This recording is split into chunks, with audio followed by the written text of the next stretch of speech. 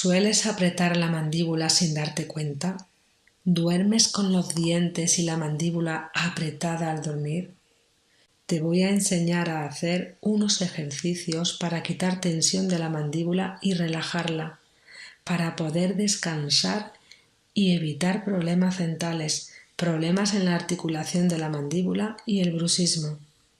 Además de evitar dolores de cabeza por crear esta tensión en la mandíbula y problemas de cuello, ya que esta tensión se extiende al cuello y a la nuca.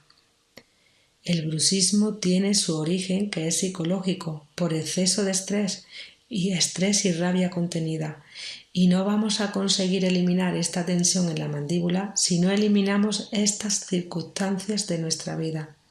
Pero con estos estiramientos y ejercicios conseguiremos aliviar los síntomas y la tensión, mejorando nuestra calidad de vida. Este ejercicio número 4 lo podemos hacer sentados en el suelo, en la cama, en una silla o de pie.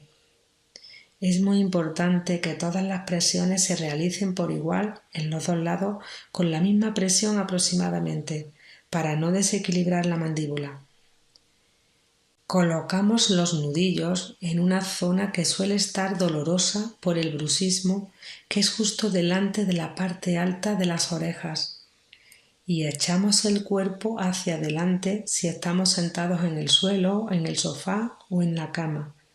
Y si estamos en una silla o de pie, nos inclinamos igualmente hacia adelante para que el propio peso de la cabeza nos sirva para desbloquear la tensión de la mandíbula. Ve haciendo suaves movimientos mientras mantienes la boca entreabierta y muy relajada la mandíbula, muy floja.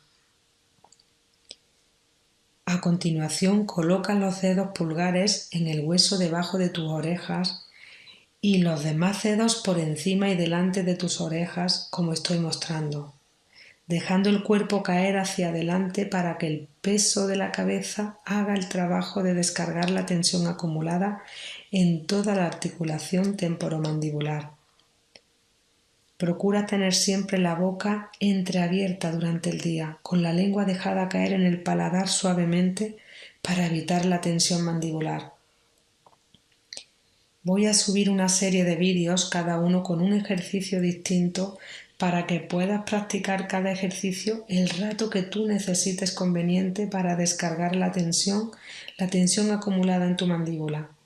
Y puedes repetir los ejercicios de todos los vídeos de 1 a 3 veces al día.